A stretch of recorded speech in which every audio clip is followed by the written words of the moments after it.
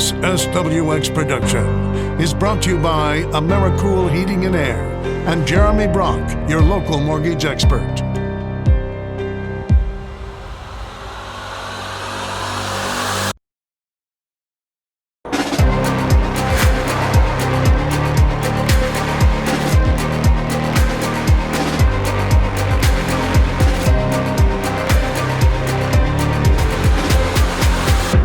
You have this 10-foot tall sign that says "Welcome to Royal, home of the 1A state champs." I think that's a really kind of special Easter egg that you get with these small towns, and it kind of ties back into small town big dreams. It's just something out of Friday Night Lights, like when you come to our town, we're gonna show you we won state titles, and we're proud, and we're proud of that. And you do not get that when you go to the big cities on the west side. It needs to be updated, by the way, but our new athletic director, Gary Winston, mentioned that, and he said he would take that on, and so I hope he does, or gets somebody to do it. But yeah, there's a lot of community pride, and I think in small communities, I think a lot of things revolve around the schools, and whether you want to admit it or not, even if you're not involved in that, so much of what happens in this community and other small communities revolves totally around the schools. This always struck me at Royal High School, was that those people really know how to support their kids. And the one deciding factor on that, now obviously their football program is just great, and in their winter sports they do well. It's their spring sports. I've never seen a small school, class 1A, that offers so many spring sports. It's like it's a 3A or a 4A school. You want to play tennis?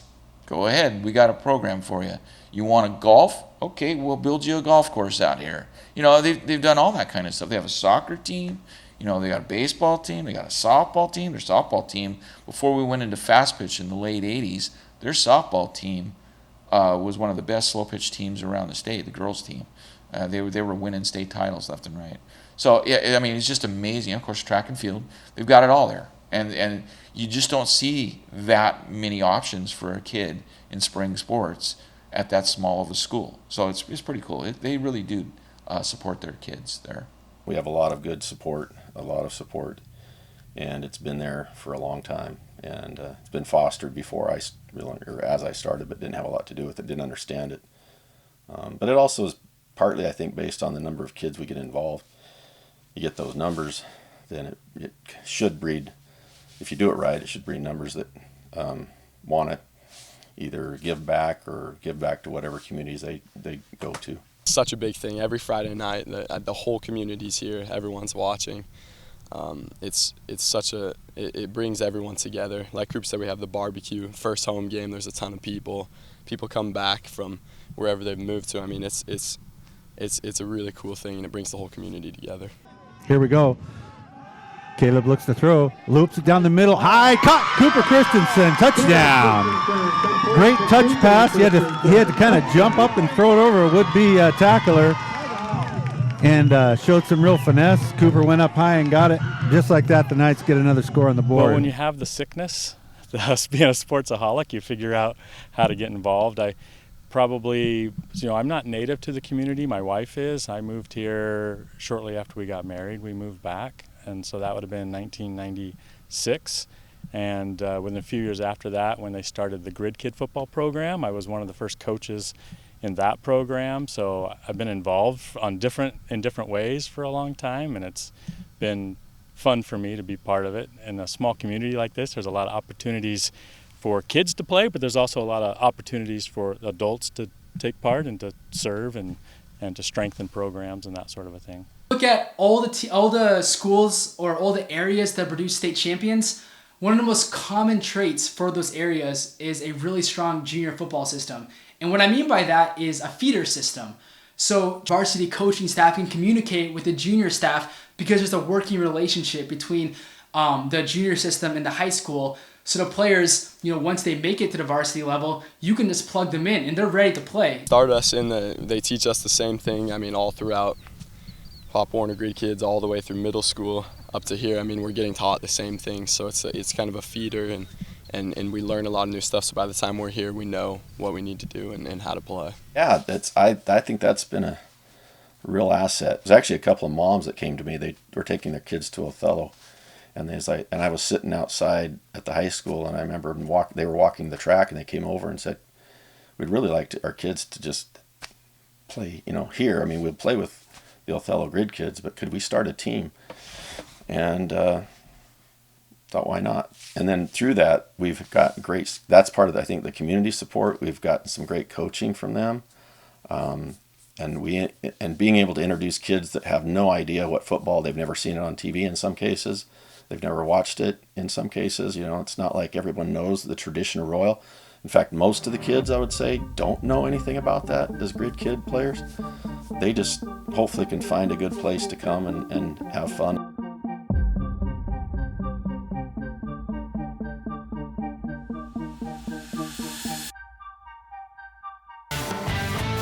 Christensen pump fake, steps up, and he throws it out to Cooper on the outside. He's got room to run down to the 20 inside. He's going to get he's still inside. up. He's still up. Drive. And, it's just going to come up just a little bit short. So my dad is actually from Royal City, and he played football here. And we haven't always lived here, but we moved here when I was really young. So I started playing football, same thing as Cooper, 3rd grade. Started Grid Kids, have played ever since. I just love football and love playing in Royal. We look up to the high school guys a lot when we're that young, and being able to see what they do and kind of have us do it the same way they do it. We love to.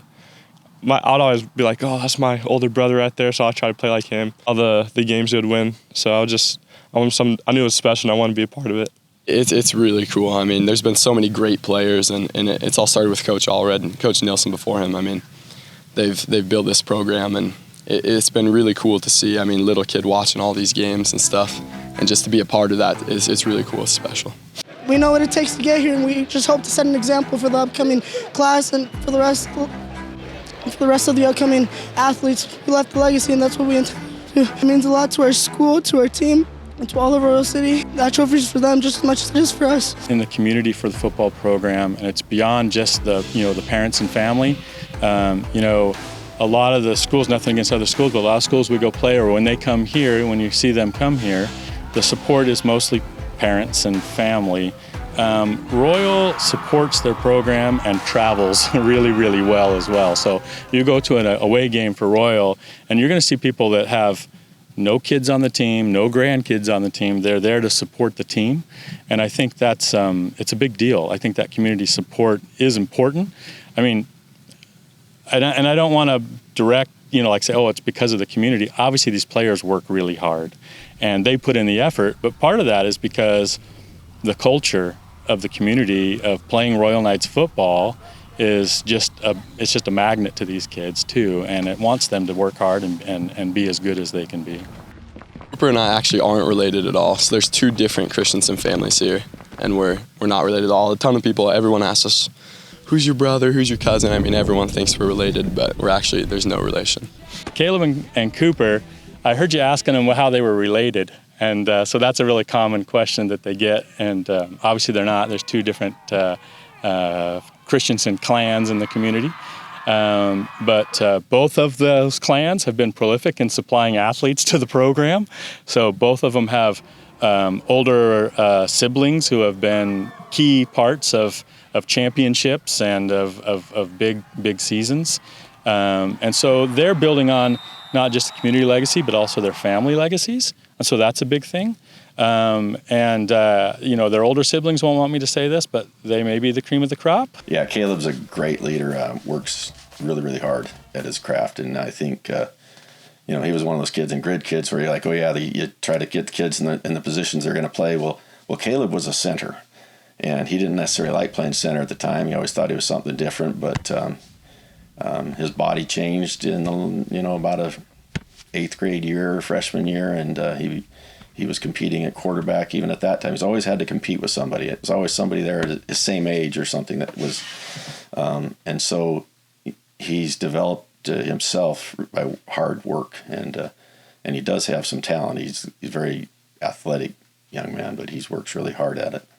And we're excited. He's got to get a senior year. Make some weird faces when I throw.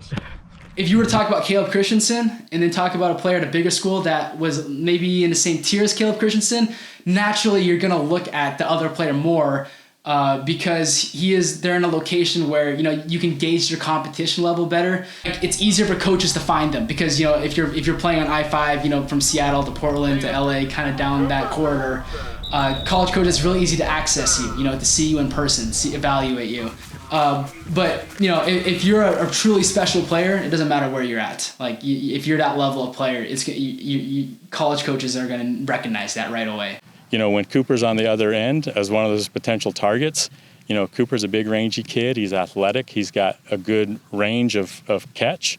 And so, sometimes you can put the ball in the area and Cooper's going to go find it. Sure, Cooper.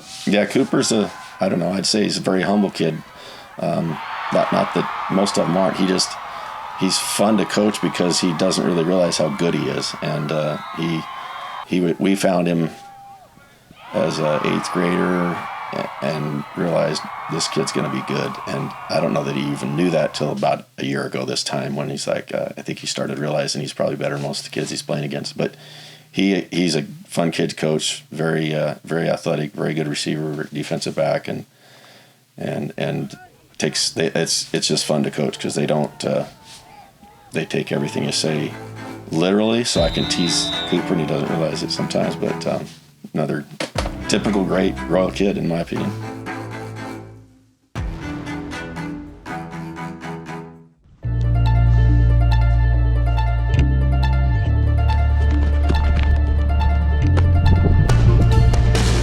So like Cooper, I'm planning on going on a mission, but I want to play college football. I'll go play anywhere. I just love football. So go on a mission for 2 years and then come back and see what happens.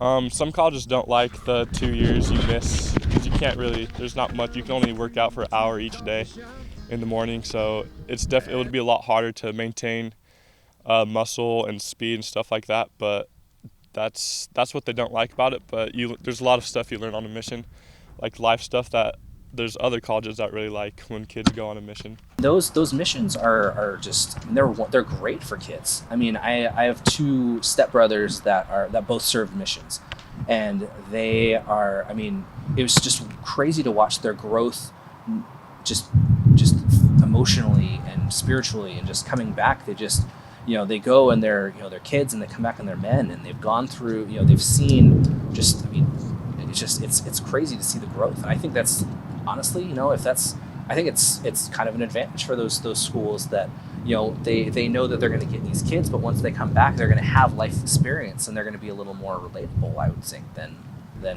maybe kids that just come straight out of high school. It's something that when a program specializes in it, like when they have a proven track record of bringing players in after 2 years and making them really good players and giving them opportunities like later on, NFL prospects, it becomes almost like an advantage to recruit that specific type of player. And so, the schools that are going to be interested in him are going to be really good at handling that. And so yeah, when it comes to recruiting, that does play a factor, and it does, and it can help them and hurt them. It can help them with certain schools and hurt them with others. Well, I understand both sides of that, and it depends on where the colleges are. Like how many of those kids do they offer? So certain schools, it doesn't affect much because they've got so many of those kids that are going to go on missions, and they'll offer, and they just use that as part of their rotation. They'll take them off the mission and on the mission. So some don't want to deal with it. Some coaches probably don't know if they'll be there in 2 years. So I totally understand that. There's a little bit of a risk involved from that point. But both have said that these 2 kids have said that was fine, and they'll wait. And like I say, it just depends on which school, but it limits it. It does change that. I have 3 older brothers, and they all went, and just to see their life kind of change and how they were able to help other people change their lives and find peace, just I'll hear stories, and that just really struck to me that it's something I want to do, even if I risk playing college football.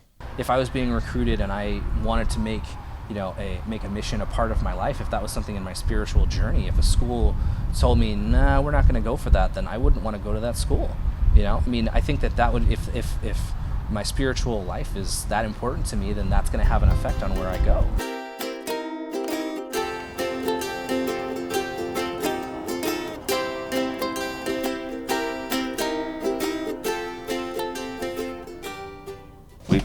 potatoes, apples, cherries, alfalfa, timothy, beans, wheat, corn. In fact, that's probably the corner of the house looking out. My mom and my siblings, all of them. Just my dad's missing. Well, I grew up here, raised here, and then went off to college at Walla Walla Community College for 2 years and played football, and then transferred to Washington State. Came back to the farm in 1982 and started coaching at that time. And even before, I had brought defensive playbook with me from Walla Walla, so the coach Nielsen decided to have me help with the defense initially and primarily, and then different roles throughout the years. So I was an assistant for 17 years and then continued to farm. And then when Bob Nielsen retired after the 1998 season, decided I guess I could probably find time to do it.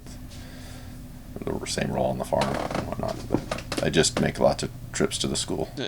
He's never been a teacher. He's been a farmer. The day I talked to him, we made an appointment. He says, I'm on the South 40 right now on the Royal Slope, so I don't know if my phone connection is going to be really good. But he's out there driving his tractor, and he says, I started to look at the time and went, I don't think I can get back to my shop in time. I'm going to have to do it out here. So, but he's, he knows football. It's definitely kind of sad, actually. It's kind of it's different. Of course, it's different. I'm still farming, so I have plenty to do every day.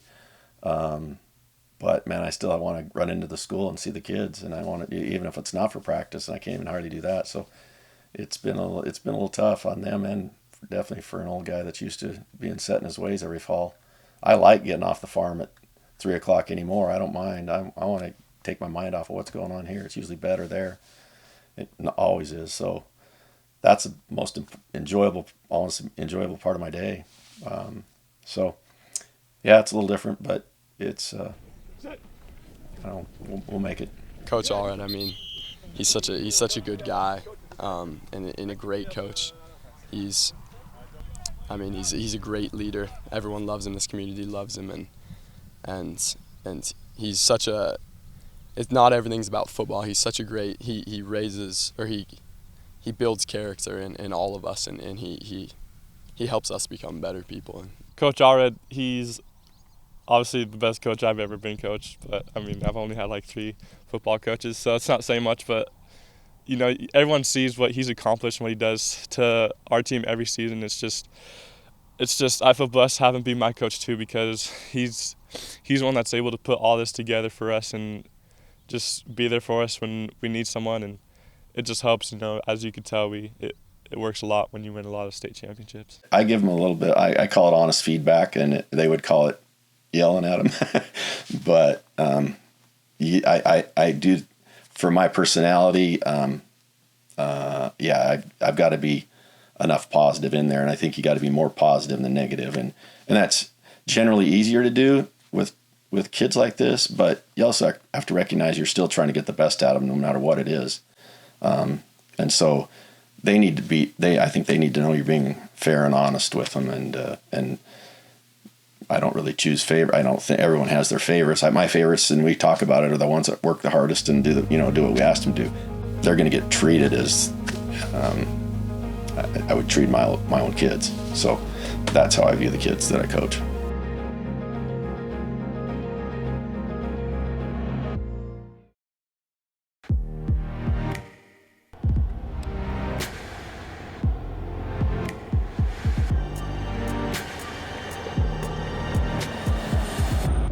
It's not uncommon to see these guys out here throwing the ball around, just a small handful of guys.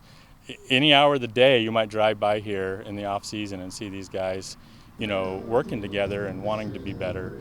They're chomping at the bit to do something. I think our kids in general want to be out. They'd normally be playing football. Last spring was heartbreaking enough, missing out on all the spring sports. So, leaving the trade-offs are pretty severe for not doing some of these things, and so far so good for a lot of the states that are doing them. So, hopefully that'll set us up for having a successful winter and spring, or spring for football. It was a little frustrating, but there's nothing we can do about it. We're not making those decisions. So if they're going to do basketball season, we'll be playing basketball, but working out and throwing every day, just getting ready. So So small towns are awesome to play at because everyone knows each other, and the crowd really just is always like with you, and just everybody. It's just like a family, like everyone knows everyone. That's just, I don't know, you can't really describe it really, but it just feels comforting to know that everyone's got your back, especially in a small town like this. A small community is interesting. I grew up in a bigger city in the southeast. I grew up in Orlando, Florida, and so coming here to a small community is a little different. And I think kids that are born and raised in a small community maybe don't see those differences. I'm here because I want to raise my family in a community like this. But I like the community. I think it's a great community. A lot of great people, and I'm sure that many people would feel that way about other communities. But I do think it's unique, and everyone has a little. I guess all areas have their own uniqueness, but and it's changed. It's changed recently as orchards came in, and I think that's added to it. Our cultural diversity has changed. We've had more Hispanic people coming in, and I think by and large I embraced that, and I think Coach Nilsson embraced that in the school and on the football team, and that's pretty rewarding because it's an inclusive place to be, and not that other sports aren't, but with as many kids as we get, I think that it gives us a unique chance to learn about different cultures, and they're people around here work hard. That's one of the biggest things too. Is we worked hard. My parents worked hard, and then other people that come into coming from a place trying to make a better life for themselves, they work hard, and that's I think a lot of what the dynamic behind our success has been. Time runs out, and the Knights are going to take a 57-0 lead into the halftime break. We've been doing the broadcast since 2006, so if we get to a football season this year, it'll be our 15th season. Royal won back-to-back state championships in 04 and 05, and so that was kind of the catalyst to think about ways we could continue to support the program, and so that's when we started doing the broadcasts. It's fun to watch that progress and development, and then it's just to support the kids and the families. On the broadcasting side of things, we have a range of people who watch our broadcasts. A lot of them are people that are from the community but don't live here anymore, and they want to be able to follow along and see what's going on. We have some older people who live in the community but aren't really in a position to come out in the winter time to experience the games in person, and so really we do it for the people that support the team that can't be here on Friday nights to support the team, and so that's a big reason why we do it. And in fact, when we get texts or emails from those people or phone calls thanking us, that kind of gives us a boost to keep wanting to do it, because it's a lot of traveling. We go to the away games as well as the home games, and it's as there's a lot of setup work for camera work and audio and all that kind of stuff, and so there's a little bit of work to it, but it's pretty satisfying at the end of the day. And obviously, when you have a program that's not just successful, but fundamentally a good program, it's easy to want to support the players and their families and the coaches and everybody that's associated with the program.